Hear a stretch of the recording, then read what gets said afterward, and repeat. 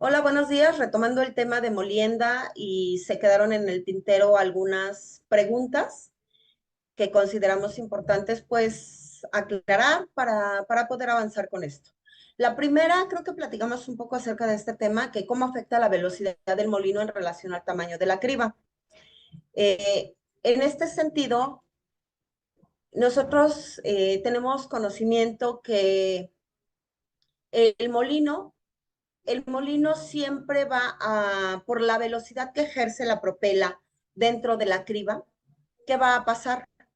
Que esta velocidad va a forzar a las partículas a pasar y aunque el diámetro sea específico, el tamaño de partícula va a ser menor.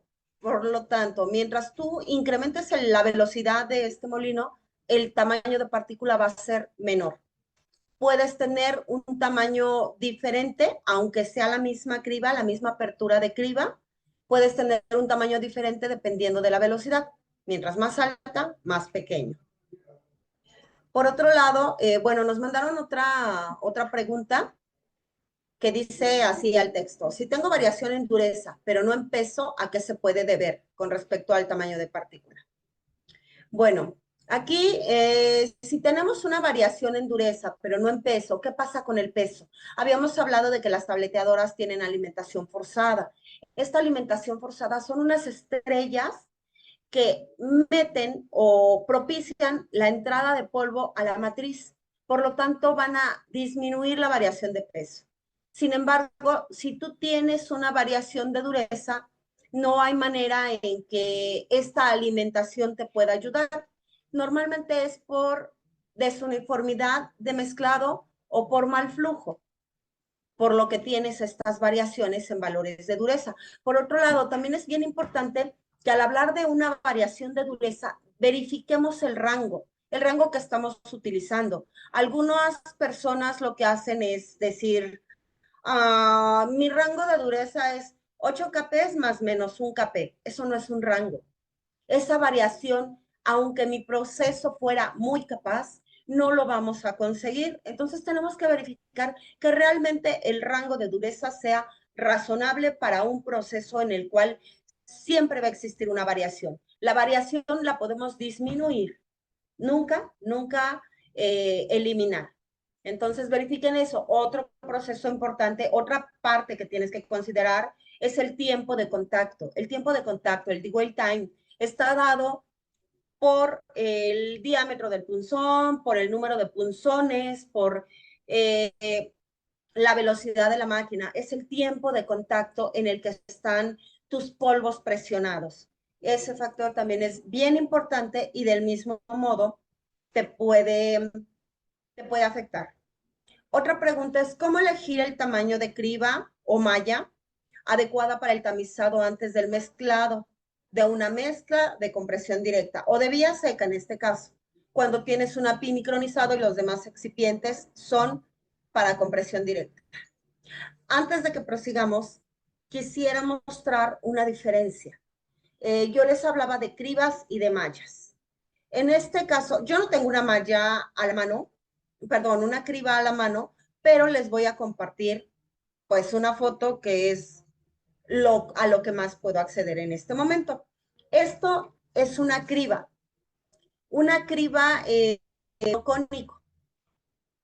Como lo pueden ver, una tiene perforaciones cuadradas y la otra redondas. Cuando les hablaba yo de cribas, me refería a esto, el diámetro de apertura de los orificios. Las cuadradas, ¿por qué cuadradas y por qué redondas? Las cuadradas están recomendadas para un granulado húmedo.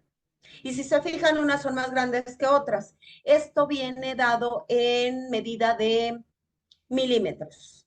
1.6, 0.8, bla, bla, bla. ¿Sale? Entonces, esto es una criba. Yo no tengo una criba física en este momento, pero bueno, les muestro una foto. De lo que sí tengo a la mano es una malla. También les quiero mostrar lo que es una malla.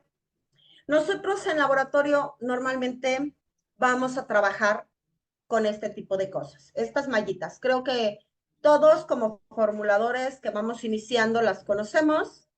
Estas mallas vienen dadas en números. Esos números, como les decía, son número de hilos que cruzan por pulgada cuadrada. Esta malla que les muestro es una malla 100. Si se fijan, parece una tela, son 100 hilos por pulgada. Y se utiliza, bueno, tiene diversos usos diferentes, dependiendo de lo que necesitamos. Por otro lado, existen mallas como esto. Creo que sí se alcanza a ver. Esta es una malla muy abierta, es una malla número 8 que tiene 8 hilos cruzados por pulgada cuadrada y normalmente para lotes no tan grandes, me refiero a lotes, no sé, de 10 kilos, de 20 kilos, se utilizan este tipo de mallas. Es lo más frecuente con lo que contamos en laboratorio. Sobre todo me interesaba que conocieran la diferencia entre una malla y una criba, para que sepamos de lo que estamos hablando. ¿Cómo vamos a elegir el número de malla o el tamaño de criba? No se puede generalizar. Sin embargo, si es vía seca, ¿qué debemos hacer? Debemos utilizar una malla abierta para lo que llamábamos un tamizado de seguridad. Una malla abierta, la más común es la 20. La 20 para una vía seca. Si estamos hablando de un granulado, los granulados normalmente se pasan por malla 18, igual por una 20 no pasa nada, es una malla de una medida adecuada. ¿Qué pasa? Que nosotros tenemos, si nosotros digamos que obtenemos un polvo así, yo les platicaba de una cascada. Cuando nosotros agarramos el polvo y lo vamos girando en una bolsa, si no tenemos un reómetro, que vamos a ver cómo cae el polvo en cascada. Si nosotros tamizamos por una criba o por una malla muy cerrada, vamos a romper todo el gránulo que pueda existir en nuestra mezcla. Y vamos a tener esto. El polvo cae por partes, cae por montones, cae todo junto, no hace la cascada que hacía el otro. Por otro lado, cuando nosotros tamizamos por una malla muy cerrada, propiciamos la generación de estática. Y la estática nos va a pegar, nos va a adherir los polvos a la bolsa.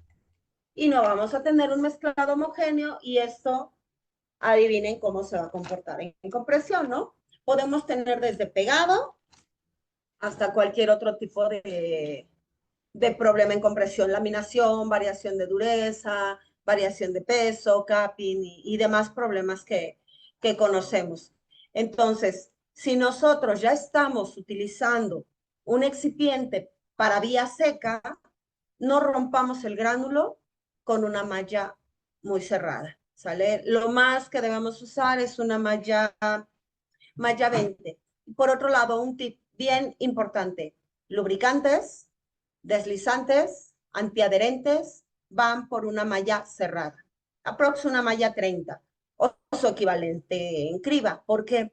Porque tenemos que incrementar ese poder lubricante de las materias primas para evitar cualquier pegado, para evitar que nuestro polvo se apelmace y demás.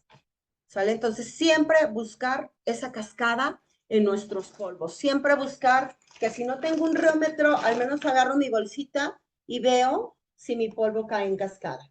Eso es lo principal que tenemos que buscar. ¿Ok? La siguiente y última pregunta habla de la variación de flujo del polvo se debe al tamaño de partícula o al uso del excipiente. Bueno, creo que esta pregunta, la respuesta justamente la acabamos de ver.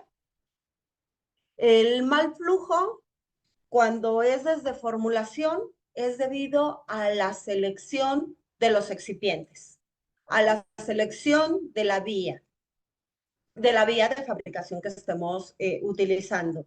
Y por otro lado, si ya seleccionamos de manera adecuada nuestros excipientes, tenemos una vía adecuada, pero metemos un cribado muy cerrado, nos va a dar este mismo problema. Vamos a tener el mal flujo porque nosotros mismos estamos pulverizando y estamos propiciando ese mal flujo. ¿Ok? Y ya para cerrar, quiero compartirles nada más quiero compartirles Una, una tabla. Muchas veces nos preguntamos, ¿cómo puedo saber cuál es la equivalencia o de dónde voy a sacar esa equivalencia? Nosotros tenemos, allí, ahí, lo podemos sacar desde la web.